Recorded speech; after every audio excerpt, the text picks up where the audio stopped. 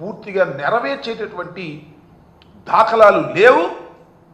బడ్జెట్ను పరిశీలిస్తే అన్ని అరకొరగా ఇచ్చారు. కొన్నిటికి అసలు కేటాయింపులు కూడా ఇవ్వకోకుండా మేము సూపర్ 6ను అమలు చేయబోతున్నాం అనేటువంటి మాట మాట్లాడుతూ ఉన్నారు. అదేమిటయ్యా, ఎందుకు మీరు వీటిని అమలు చేయలేకపోతున్నారంటే ప్రభుత్వం కష్టంలో ఉంది, అప్పుల ఊబిలో ఉంది. జగన్మోహన్ రెడ్డి గారు అప్పులు చేసిపోయారు, అందువల్ల మేము చేయలేకపోతున్నాం అనేటువంటి మాట 5 సంవత్సరాలు పరిపాలన చేసినటువంటి వైఎస్ఆర్ కాంగ్రెస్ పార్టీ మీద, జగన్మోహన్ రెడ్డి గారి మీద వంక చూపటమో బురద జల్లి వెళ్ళటమో చేసేటటువంటి ప్రయత్నం చేస్తున్నారు చేతగాని చంద్రబాబు నాయుడు గారని ఈ సందర్భంగా నేను చెప్పదలుచుకున్నాను. అప్పుల విషయానికి వచ్చినప్పుడు చాలా తిప్పలు పడతా ఉన్నారు చంద్రబాబు నాయుడు గారు, చంద్రబాబు నాయుడు గారి కుమారుడు రకరకాలుగా చెప్తున్నారు అప్పుల గురించి. చంద్రబాబు నాయుడు గారు ఏమన్నారంటే, ముఖ్యమంత్రిగా ప్రమాణ స్వీకారం చేసిన తర్వాత జగన్మోహన్ రెడ్డి గారి ప్రభుత్వం 14 లక్షల అప్పు చేసింది, 14 లక్షల కోట్ల రూపాయలు అప్పు చేసింది అన్నారు. మళ్ళా తర్వాత మాట్లాడితే 12 లక్షల అప్పు అన్నారు. తర్వాత గత సంవత్సరం 10 లక్షల కోట్లు అని గవర్నర్ చేత చెప్పించారు. చివరికి బడ్జెట్లో చూస్తే ఆయన ప్రవేశపెట్టినటువంటి బడ్జెట్లోనే కాగ్ లెక్కల ప్రకారం 6,46,000 కోట్లు మాత్రమే అని చెప్పారు. ఏంటో నాకు అర్థం కాల.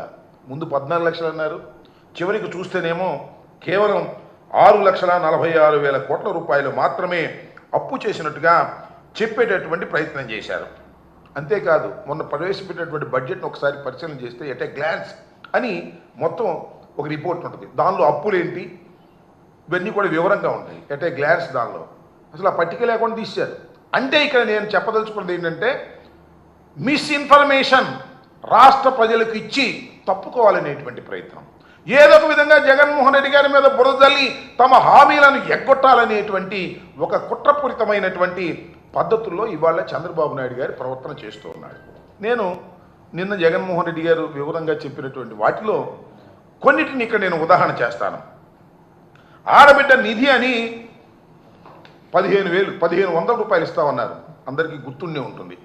ప్రతి ఆడపిల్లకి 15,000 రూపాయలు, సంవత్సరానికి 18,000 రూపాయలు ముట్ట చెబుతున్నారు. ఏమైందో ఇంతవరకు అర్థం కాదు. గత ఏడాది ఇవ్వలేదు, ఈ ఏడాది బడ్జెట్లో కేటాయింపే లేదు. దీని ప్రకారం లెక్కేస్తే ప్రతి ఆడబిడ్డకి 36,000 బాకీ పడ్డాడు చంద్రబాబు నాయుడు గారు. Is it not cheating? ఇది 420 కాదా అని అడుగుతా ఉన్నా. 36,000 ప్రతి అర్హత కలిగినటువంటి బాలికకు 36,000 రూపాయలు ఇవాళ రాష్ట్రంలో అప్పు పడినటువంటి వ్యక్తి నారా చంద్రబాబు నాయుడు గారు ఎగ్గొట్టేటువంటి ప్రయత్నం చేస్తున్నాడు. This is also cheating. ఈ చీటింగ్ అని అడిగితే దానికి మాత్రం సమాధానం చెప్పరు. అంతేకాదు, నిరుద్యోగ భృతి 3,000 ఇస్తా ఉన్నారు. ఏడాదికి ఎంత ఇవ్వాలి? ఒక్కొక్కరికి 36,000 రూపాయలు ఇవ్వాలి. గత ఏడాది ఇవ్వలేదు, ఈ ఏడాది కూడా కేటాయింపులు బడ్జెట్లో లేనే లేవు. అంటే ఈ ఏడాది కూడా ఎగ్గొట్టేటటువంటి కార్యక్రమాన్ని తీసుకున్నారు. అంటే ఒక్కొక్క నిరుద్యోగికి 52,000 బాకీ పడ్డాడు. ఇది మోసం కాదని అడుగుతా ఉన్నా. ఏమండి చంద్రబాబు నాయుడు గారు, ఏమండి కూటమిలో ఉన్నటువంటి ముఖ్యులు నారా లోకేష్ గారు, మంత్రి గారు, నేను అడుగుతా ఉన్నా, దిస్ ఈజ్ నాట్ చీటింగ్ అని అడుగుతా ఉన్నా. ఇలా మీరు మోసం చేసేటటువంటి కార్యక్రమం చేస్తున్నారు. ఇక తల్లికి వందనం గురించి చెప్పాల్సిన అవసరమే లేదు. తల్లికి వందనం నీడు బడ్జెట్లో కేటాయించారు, 500 కోట్లు ఎంతో కేటాయించారు. ప్రతి పిల్లవాడికి, తల్లికి కాదు ప్రతి పిల్లవాడికి జగన్మోహన్ రెడ్డి గారు అయితే 2 పిల్లలున్నా 3 పిల్లలున్నా తల్లికి 15,000 రూపాయలు ఇచ్చాడు. మేము రానిండి అధికారంలోకి, ఎంతమంది పిల్లలుంటే అంతమందికి అన్ని 15,000. ఒక 15,000, 2 ఉంటే 30,000, 4 ఉంటే 45, 3 ఉంటే 45,000, ఇంకా ఉంటే ఇంకా అవసరమైతే పిల్లల్ని కనండి నేను ఇస్తానని చంద్రబాబు నాయుడు గారు చెప్పారు. ఈ దుంపది అదే నాకు అర్థం కాల. మరి వచ్చి సంవత్సరం అవుతుంది, జీవో ఇచ్చాడు, కేటాయించాడు, కానీ డబ్బులు ఇవ్వాలి. చీటింగ్ కాదని అంటున్నా. ఇవాళ మళ్ళా చంద్రబాబు నాయుడు గారు ఇవాళ బడ్జెట్లో పెట్టాడు. ఎంత పెట్టాడండి? 8,278 కోట్లు పెట్టాడు. ఇస్తాడో ఎవడో, పోయినసారి పెట్టాడు ఎగ్గొట్టాడు, ఈసారి ఇస్తాడో ఎవడో తెలియదు. 8,278 కోట్లు పెట్టాడు. అసలు కావాల్సింది ఎంత లెక్క చూస్తే? లెక్కలన్నీ కూడా ప్రభుత్వం దగ్గర ఉన్నాయి, ప్రజలకు అందరికీ తెలుసు. 13,050 కోట్ల రూపాయలు ఇవ్వవలసినటువంటి అమ్మఒడికి, అదే వందనం, తల్లికి వందనం, వాళ్ళ పేరులో తల్లికి వందనానికి 8,278 కోట్లు పెట్టాడు. అవి కూడా ఇస్తాడో ఇవ్వడో తెలియదు.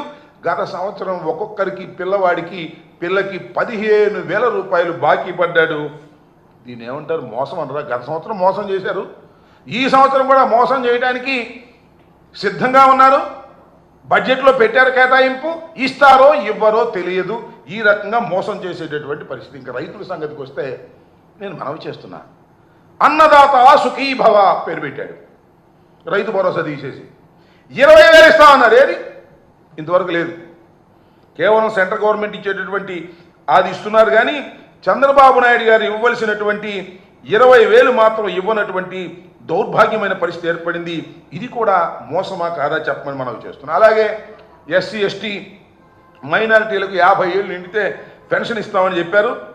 4,000 చొప్పున 48,000 ఇవాళకి వాళ్ళు ఇవ్వాల్సింది ఎగ్గొట్టేశారు. 48,000 ప్రతి ఎస్సీ ఎస్టీ మహిళకి బాకీ పడినటువంటి సందర్భాన్ని మనకు. సరే, ఉచిత బస్సు అని చెప్పాల్సిన అవసరమే లేదు. ఉచిత బస్సు లేదు, ఏమీ లేదు.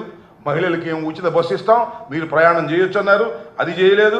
దానికి 3,000 కోట్లు కేటాయించాలి, బడ్జెట్లో లేదు. ఇది మోసం కాదని అడుగుతా ఉన్నా. ఇక దీపం పథకం సంగతి చూడండి. మొన్న దీపం పథకం దీపావళి రోజున ప్రారంభించారు. ఎంతండి మొత్తం ఖర్చు కావాల్సింది? 3,900 కోట్ల రూపాయలు. కేవలం ఎంత ఇచ్చారు? పోయినసారి 865 కోట్ల రూపాయలు ఇచ్చారు. ఇవాళ 2,000